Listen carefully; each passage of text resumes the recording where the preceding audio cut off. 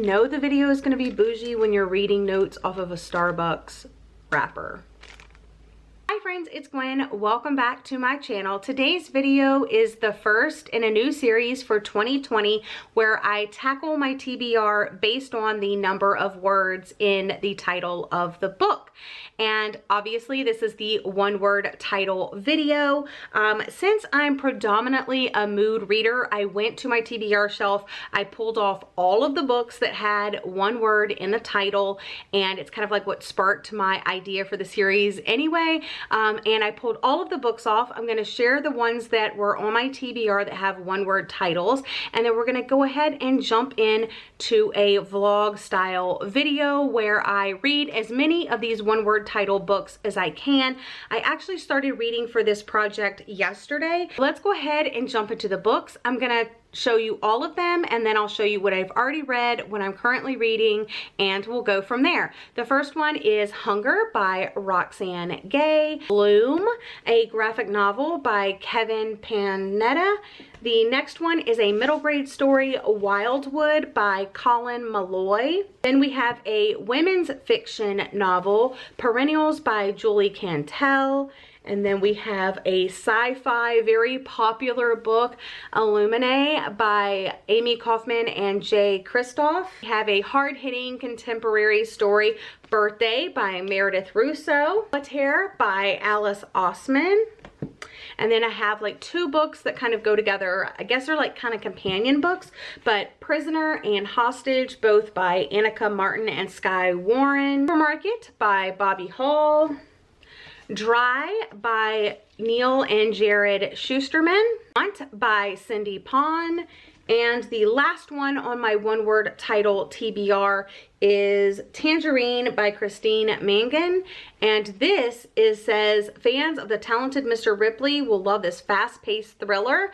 So I'm really kind of excited about this because The Talented Mr. Ripley is one of my all-time favorite movies. Anyway, as you can see from the titles, there's a variety of genres and tones of reads. Some may be really happy, some may be from authors of color, some may be, you know, there's such a good variety and a good mix here that I'm just really excited to dive in. I actually started reading for this yesterday, like I said in the beginning. I wanted to film yesterday, but I was filming so many other end of the year videos, so I just wanted to like knock those out and start fresh today. But I already read Bloom by Kevin Panetta. I hope I'm saying that correctly. This is a graphic novel that I rated 4 out of 5 stars. I would definitely recommend it to a lot of people because it kind of tackles friendship, like your devotion to your family, but following your own like desires and dreams. But it also has a male-male friendship romance, and it's just so sweet. Like Ari and Hector are just like sweet little cinnamon rolls, and I love them so much. I already wrote a review on Goodreads, and instead of trying to like call back my thoughts from yesterday, I'm just gonna read you my Goodreads review. First, I have to say that the art and color palette used was excellent. I love when graphic novels like pick a color palette and just like stick to it. It really lent itself well to this story of a failing family bakery and young love. Our main character, Ari, has dreams of moving to the big city with his bandmates, but his father wants him to stay put for the time being and help with the bakery. Ari's sister gets married at the beginning of the story, and even she thinks Ari should stay put and lend a hand at the bakery.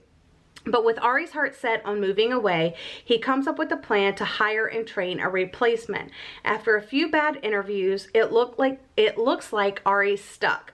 But then Hector, who is in town cleaning out his Nana's house and loves baking, sees the ad and steps in. As Ari is training Hector, they develop a nice friendship and start spending more time together outside of work. And I just interjected that the scenes of them baking together are just the cutest.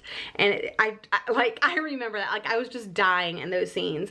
There are a few drawbacks. Now, I list like quite a few drawbacks, like why I knocked it down 1 star, but you can tell that I still really loved it because I gave it 4 stars. Okay, so there are a few drawbacks. First, there's this awesome bakery that's not bringing in enough money, but there's no push to change the fate. Secondly, there always seemed to be this underlying issue with Ari's parents. I thought one of them was like sick or dying or something like that, because I mentioned the one scene, but I want to show you that I didn't mention in my review. In the beginning, I think it's like page 10. Yeah, it's page 10. It's at his sister's wedding. She kind of pulls him in this room. She's changing her shoes from like her pumps to sneakers. And said, "You're planning on moving away. Do you really think that's the best thing right now?" And he goes, "Oh God, you sound like Dad." So that like initially triggered something like, why would it not be okay for him to move away? And then later on page 102, and this is the one that I actually mentioned in my review on Goodreads. So that's this scene right here that I'm talking about. It just says, let's see, the scene that really had my spidey senses tingling was on page 102 when Ari's parents get home and Ari overhears them talking about needing to tell him something, but they decide to wait until later to tell him. Correct me if I'm wrong, but it's never brought up again. So that was like the number one thing that probably like really bothered me about and why I knocked it down. So the little scene kind of goes like this. I guess he spent the day at the bakery. He's going home. His parents haven't been at home. They just get home when he's getting in the shower, and he can hear his parents talking outside of the bathroom, and they say, "Is Ari here? I think he's in the shower. Well, we should talk to him about it when he gets out. Not tonight. I just want to go to sleep." "Okay, but we'll tell him soon." "Okay. Ari, we're home. I'm in the shower." "Okay. We're going to bed. Talk to you in the morning, honey. Love you." So it feels like they definitely have something that they need to talk to him about. But like I said in my review on Goodreads, correct me if I'm wrong, but they never talked to him about it. So I have no idea if it was like about the family business, if it was about something going on in their personal life, about his sister, anything. Like I have no idea what it was about. I go on to say, thirdly, Ari's bandmates and friends. Cameron is a complete douche, and he really just pissed me off from beginning to end. And there's no, like, I don't mind having characters that like you hate in a book that you're reading, but like I always hope that there's like this little kernel of like, why are they a douchebag? Or that there's some redemption for the people that that character treated like a douchebag, to like get a little revenge, get a little redemption. Like, you know what I'm saying? But Cameron was such a douchebag to both Ari and Hector, and they never got any redemption, and it's never explained why Cameron's such a douchebag, so he's just a douchebag. Honestly, the ending was a bit quick, and I just wanted more than the few panels we got wrapping things up, confessing things, and so forth. So those were my thoughts of Bloom. I think I did a really good job of writing that review. That's why I just thought it'd be better to read it to you. And now I can share what I'm currently reading. I'm currently reading Hunger by Roxane Gay. I'm actually listening to it on audiobook and reading along with it physically because Roxane Gay herself reads it. So I think that's really cool. Also, like side note, her voice and my friend Allie's voice sounds the same, and Allie's done a couple of like her version of audiobooks, and yeah, their voices sound so similar to me. So it's almost like my friend Allie's is reading this book to me. So yeah, so this is a nonfiction memoir about Roxane Gay's relationship with food and her body, and the rape that she experienced when she was 12 years old, and the effects of that trauma and what, you know, has transpired for basically her whole life. I think she's very brave for putting something like this out into a world as a plus-size woman that has a very good reason why. Like, it's a hard subject matter to tackle. It's reading fairly quickly because the words don't extend like all the way out like to the page where they normally do, and some of the pages have a lot of white space, and there's also these like part things, so it's a lot like shorter than it actually looks, but I'm really enjoying this, and like I said, it's going fairly quickly. So I will update you on this and what else I'm going to be reading from my stack of books here as I decide, because like I said, I'm a mood reader, so I pulled everything, so I have lots to choose from. Good morning vlog, happy new year. It is January 1st, 2020. I just wanted to update you on my reading and be fully transparent with you guys. So I decided on a whim last night, like for no really good reason, that I was gonna read Illuminae by Amy Kaufman and Jay Kristoff. And I'm not regretting that decision. I'm currently on page 44, so not very far. To be completely honest, I don't even know if I'll finish this by Friday, because that's when I decided that I'm gonna stop this like first vlog project. But I'm enjoying it, but I definitely, like you guys know, I don't read a lot of sci-fi, so I'm definitely having to concentrate a little bit more. I'm listening to the audiobook, which is a full cast, but reading along physically as well. And it's kind of how the illustrated Harry Potter was. It's not something I can sit in bed at night and read, because it's a very visual story. I mean, it goes like that for a couple pages, but it's just all these like dossiers and interviews and like surveillance footage and, you know, all of the things that doesn't make it a very good book to read at night. So I had to choose a different book to read at night. And what would have been smart was to pick a book off of this one title TBR. But I didn't do that. I decided that I was feeling nostalgic. I wanted to read my favorite book of all time, or not of all time, but possibly. But I wanted to pick up my favorite book of 2019, and I managed to read 33 pages. Yeah, 33 pages last night, and it's everything I remember. It starts with they're at I think it's a Dodgers game. Yeah, they're at Dodger Stadium, and they're having an argument. Not really a like knockout drag out argument, but just kind of like a she's saying one thing, he's saying another type thing. And then after that, it flashes back to 11 and a half years ago. So kind of like when they first meet. And then let's see, that part's a little bit, you know, longer.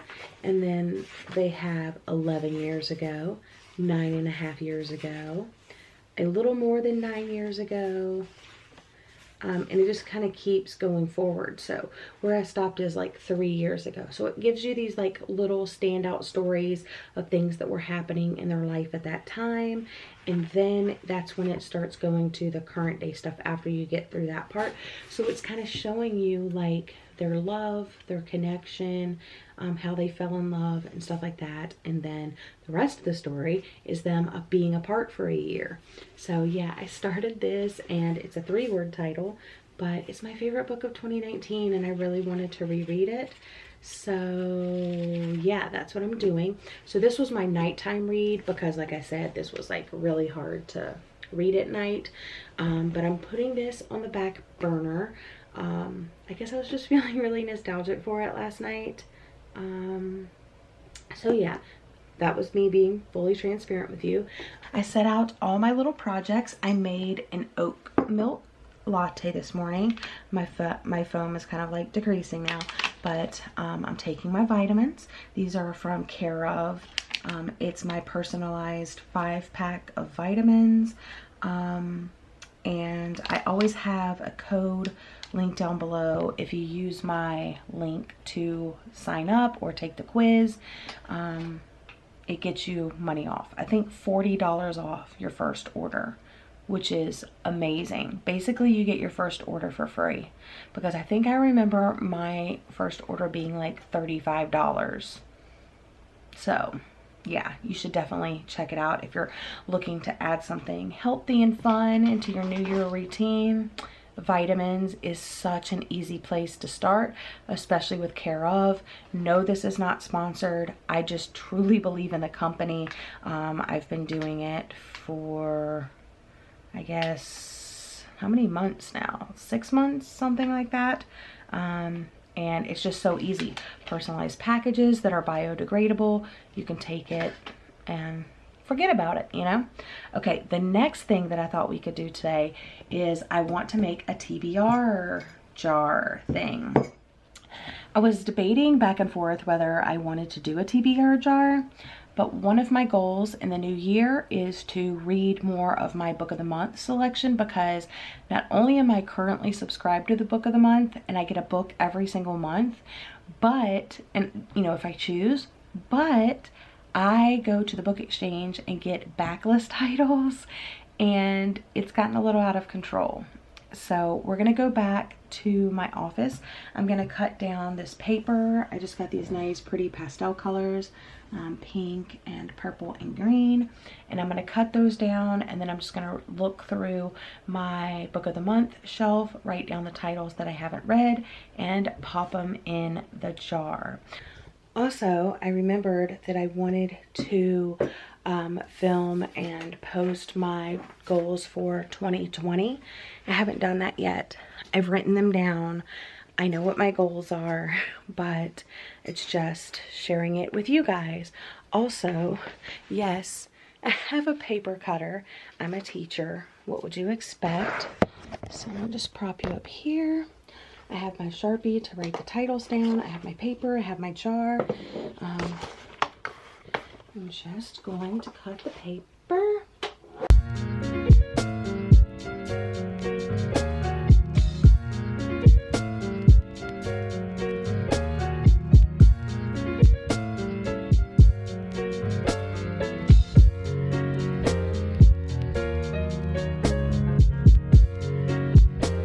Okay, I have them all written down. I'm going to fold them and put them in the jar. 21 book of the months that I have not read. That's crazy. All right, let me get the folding.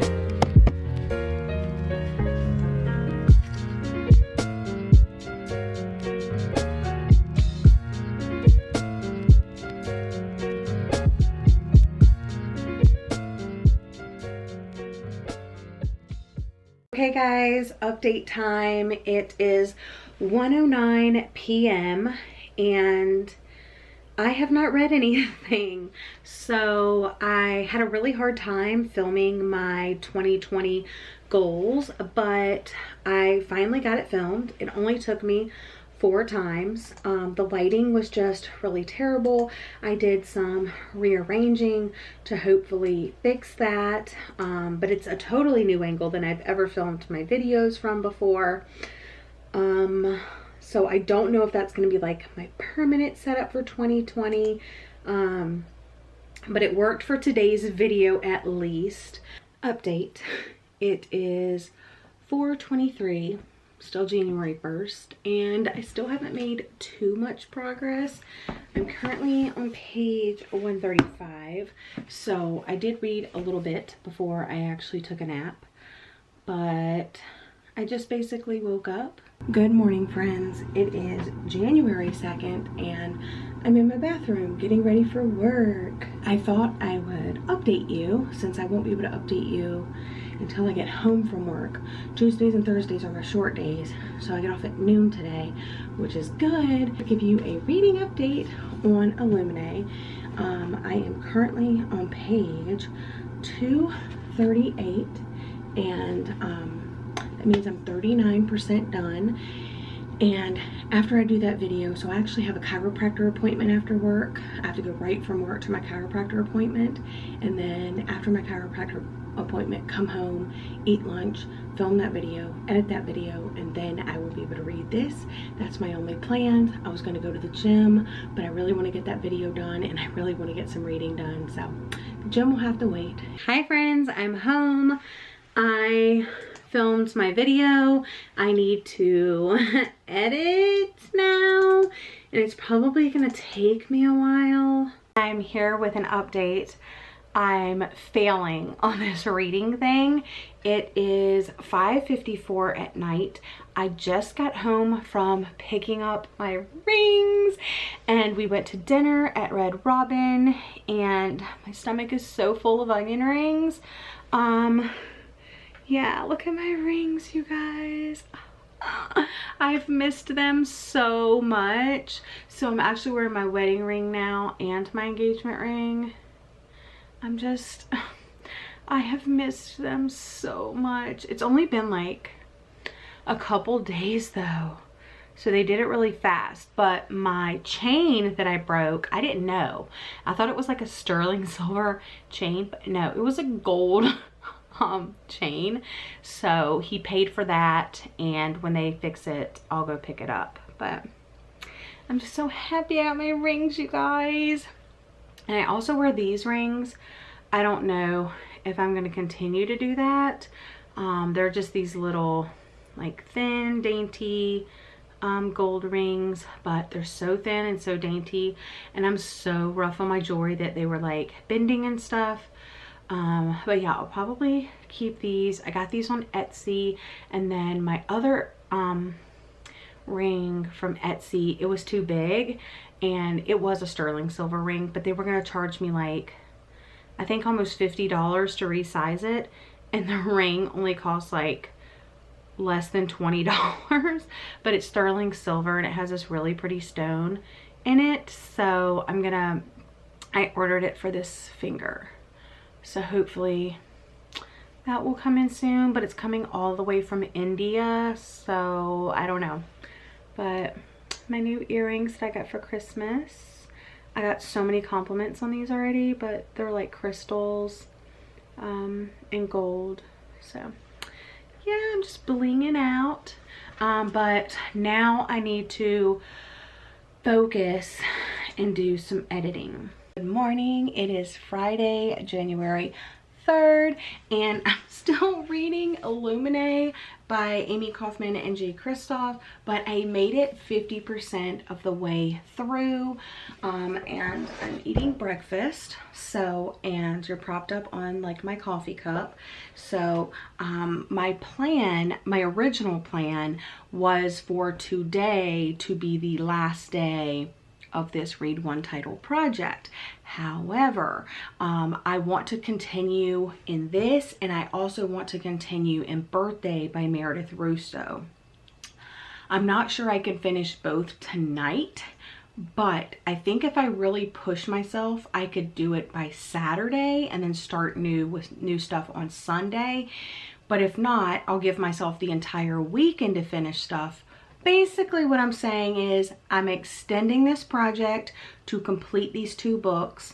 That way I will have read 4 books for this one word title project, and I think that's a better number. So yeah, so I'm extending it. So stay tuned for more antics over the next couple of days. I have some time before work, so I'm gonna sit here and read and eat my breakfast and chill out while I upload my most anticipated releases of 2020, which I am posting tonight. So I'm scheduling it for tonight around 8 p.m. Ready for a crazy Friday night, Charlie?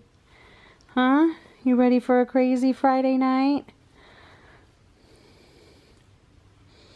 I'm ready for a crazy Friday night.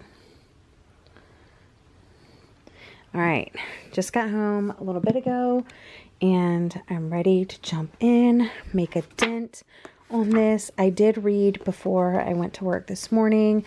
I'm currently on page 345 of 599. I am 70% finished with Illuminae, and it took a little turn that I'm not loving, so hopefully it turns around again. But I think I'm gonna lay down for a little nap, a little Friday evening nap, and hopefully I'll be able to pick up and finish. The nap has been abandoned. I'm gonna push through and continue reading. Okay, I'm really nervous for this update, guys. It's Friday night. You'll probably hear the rain. I just finished Illuminae, and I am so nervous about my thoughts and feelings about this story. I think it had a lot of cool things, but overall, if I'm being 100% honest with you guys, I'm gonna be rating this a 3 out of 5 stars. For one, I don't read a lot of sci-fi, but I have heard amazing things about this. Like, I don't think I've heard anybody say that they don't like it. Like, literally no one. I'm really worried about the backlash of my thoughts for this. I will say, outside of like the storyline and stuff like that, I really did like how they wrote it, and it just seems like such a like smart book. It is briefing told through the dossier of hacked documents, including emails, schematics, military files, IMs, medical reports, interviews, and more. So it's really cool. And then like there's pages like this, and there's pages like this, and there's like this, and like this. So it's really cool as far as that. And I did listen to the audiobook because I found it easier to know like what was important and like follow along, and it was like a full cast, so or a pretty full cast, I will say. So I really did like that about it. And it, like I said, it's just a really smart story, but like,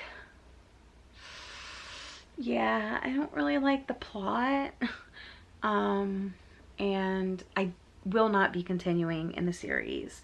Am I happy I read it? I guess, so that like I'm in the know. I know what people are talking about when they're talking about the Illuminate files. And what I also like is that the ending, even though it is part of a trilogy, the ending was like a solid ending. Like, you can definitely stop there. You know, I feel confident and comfortable stopping with just the one book. It didn't like end on a cliffhanger like some first books and trilogies do. So I really appreciated that it felt complete without having to move on. But yeah, you guys, 3 out of 5 stars. Good morning, friends. I'm hoping today is the last day of this project, if I can finish my current read, which we will jump into in a minute. But first, I just wanted to catch you up on a couple of things. I started editing this together and realized I lost some footage.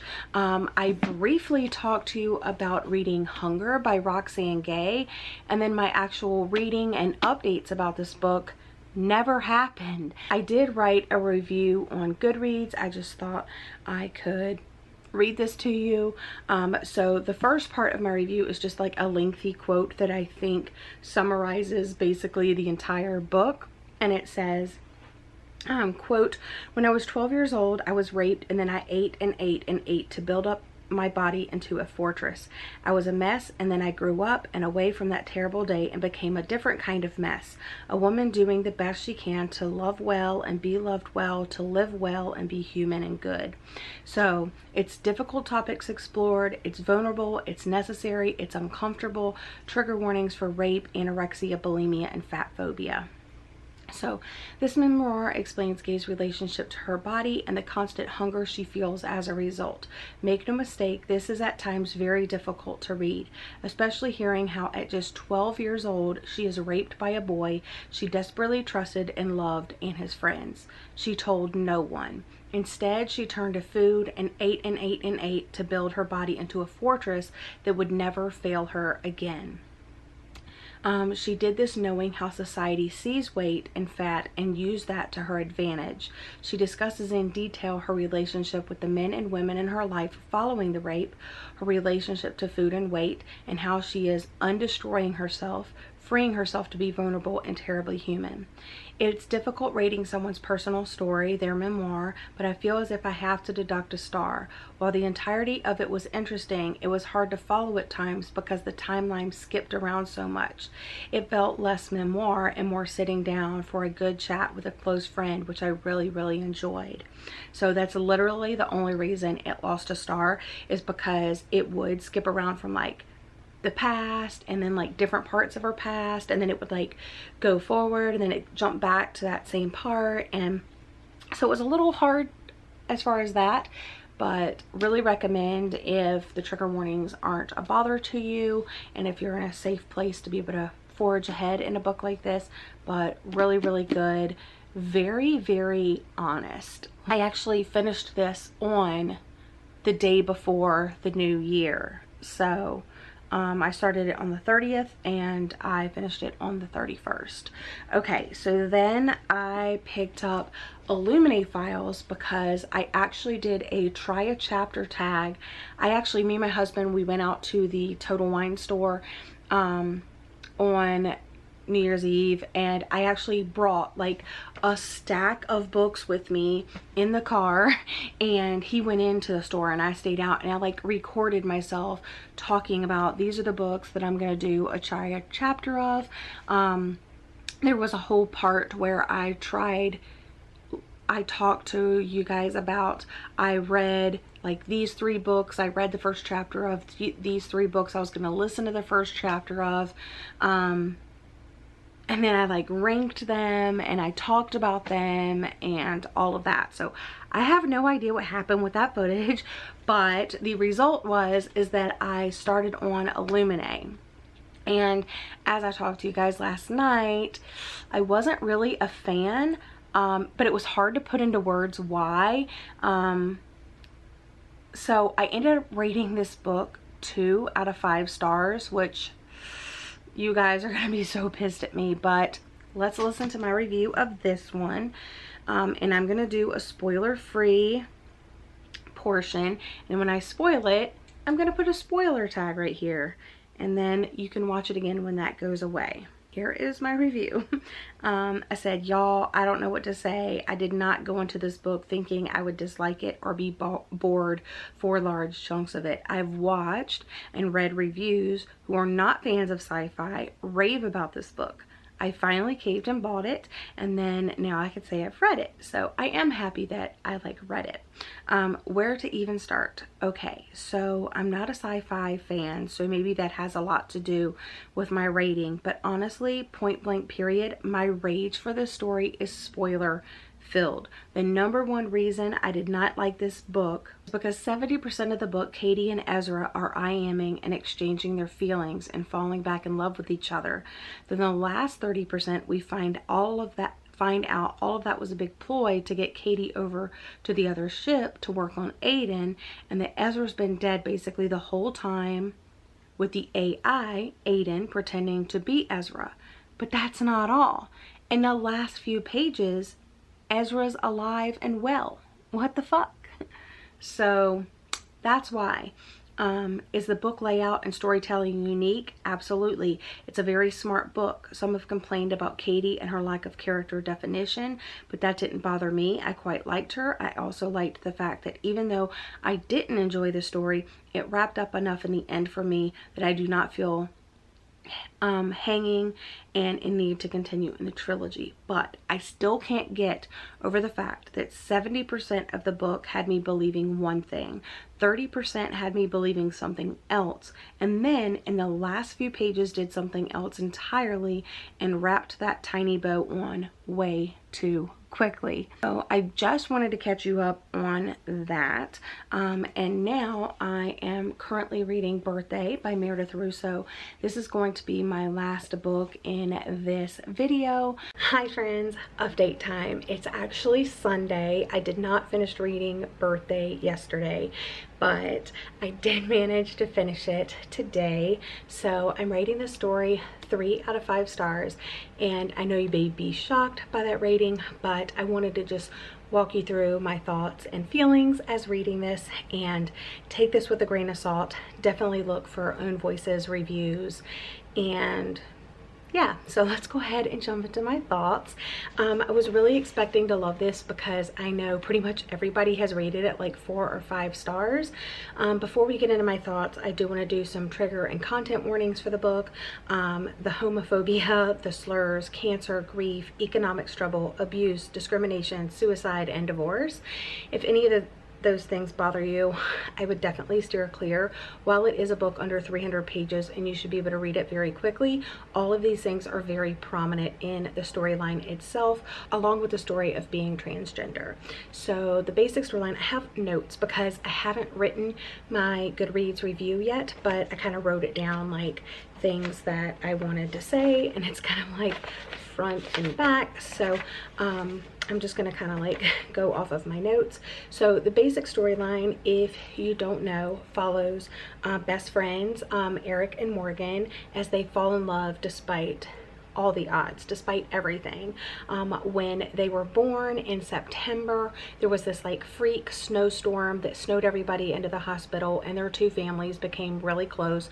So logically, they grew up together, they became best friends, and it follows them on snippets throughout their years from, I think, 13, was that the first one? Yeah, from 13 to 18 years old.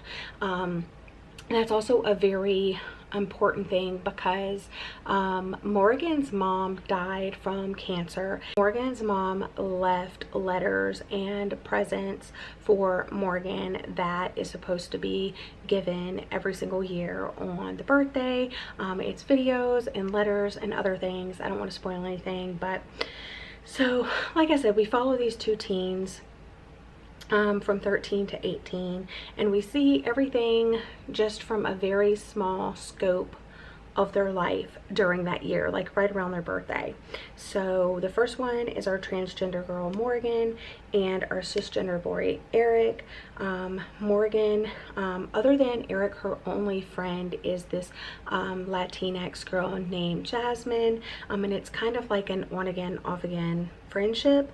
Her mother died from cancer and her dad is the football coach, and they live in this like small podunk town in Tennessee where basically everything revolves around football, and football is the only thing that can like possibly get you out of this town. This ginger boy Eric, his father is a car salesman, and he has two brothers, and his mom is almost like this shell of herself, and there's stuff going on in Eric's family that I wish was expanded on a little bit more. I know this was more of Morgan's story than Eric's story, but I think that Eric's kind of background really was like a bigger part of the story underneath and in between the lines. So like I said, I rated this story 3 out of 5 stars, and I'm going to start my review saying like how I know how important this book is to teens that may be experiencing some of the same things.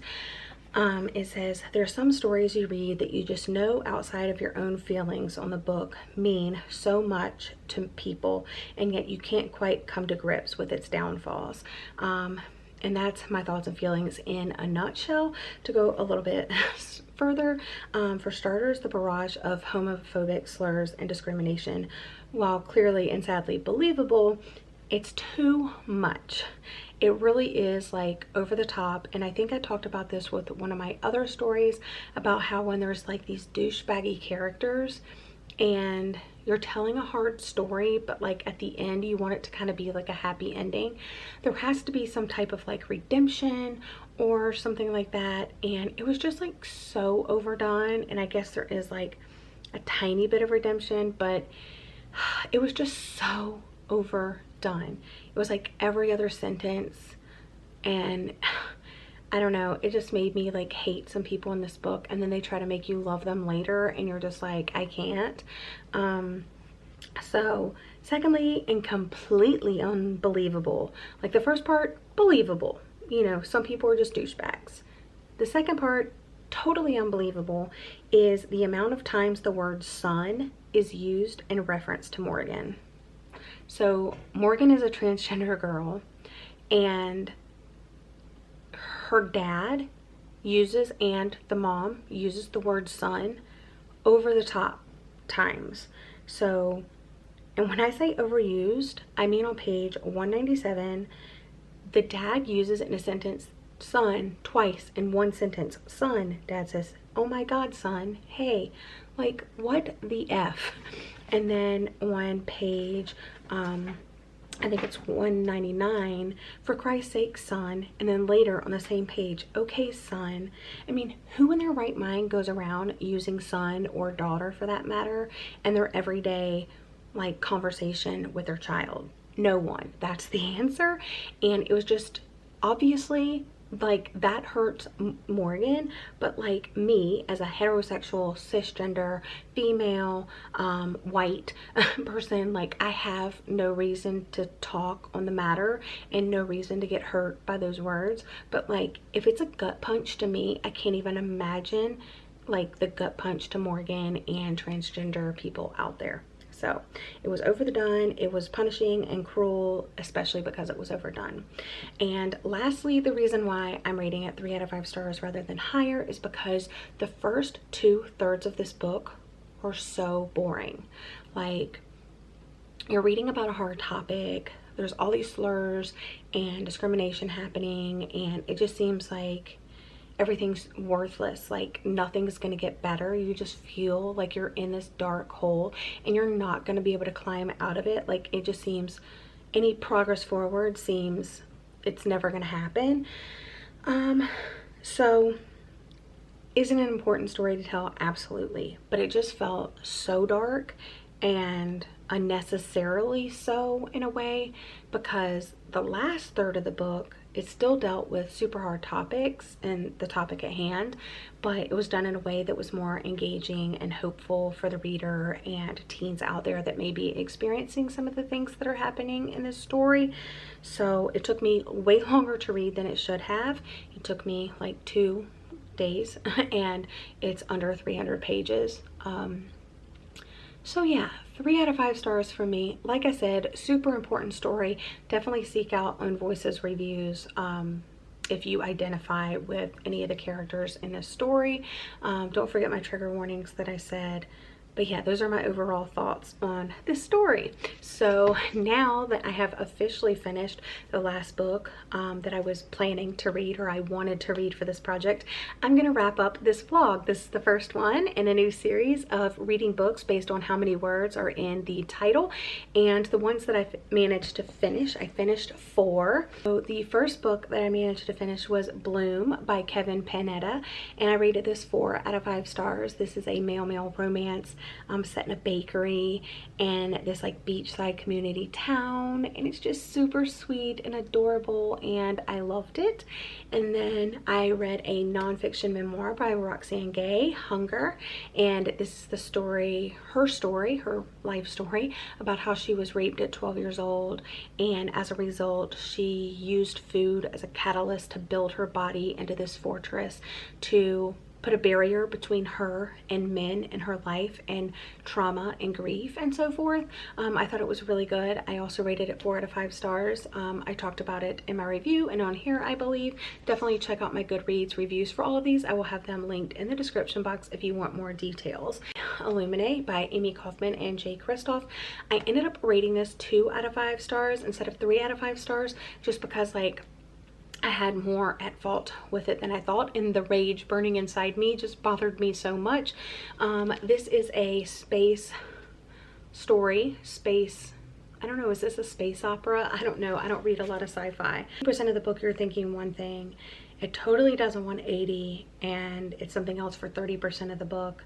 And then the last 10 pages, it changes and you just don't know what to think. It's totally a spoiler. I do have it in my review, which I will have linked down right below. So if you've read it, I'm sure you know what I'm talking about. Of course, the last thing I read was Birthday by Meredith Russo, which I rated 3 out of 5 stars. Thank you guys so much for joining me. I hope you're all having a lovely day or night, and I'll see you guys again in another video very soon. Bye.